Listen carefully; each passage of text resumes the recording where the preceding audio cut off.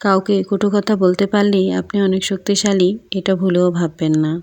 কটু কথা বলতে খুব বেশি ভাবতে হয় না এবং খুব বেশি শক্তিরও প্রয়োজন হয় না।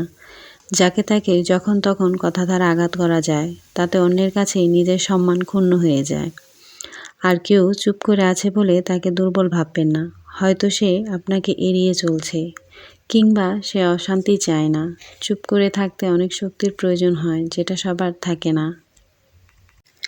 যাই হোক, আমি আর কথা বাড়াবো না। আমি এই পাশে হাতে মাখিয়ে ইলিশ মাছ রান্না করেছি। বিভিন্ন সবজি ছিল, টমেটো ছিল, এই দিয়ে আমি আজকে হাতে মাখিয়ে ইলিশ মাছ রান্না করছি। আর ওই পাশে সবজি রান্না করছি। আমি আর কিছু রান্না করব না, কারণ কালকে মাংস রান্না করেছিলাম, সেটাই বাচ্চাদের জন্য রয়ে গেছে। আর ওরাও ওই মাংসই খাবে।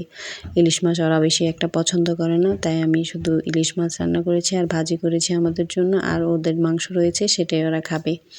আর সেটা আপনাদের সাথে সিম্পল রেসিপিটা শেয়ার করলাম। ভালো লাগলে অবশ্যই কমেন্টসে জানাবেন। আর এটা যেমন কালারফুল ছিল, দেখতে যেমন সুন্দর ছিল, এবং এটা খেতেও প্রচুর মজা। আপনারা যারা যারা খান না হাতে মাখিয়ে, একটু ট্রাই করে দেখবেন, ভালো লাগবে।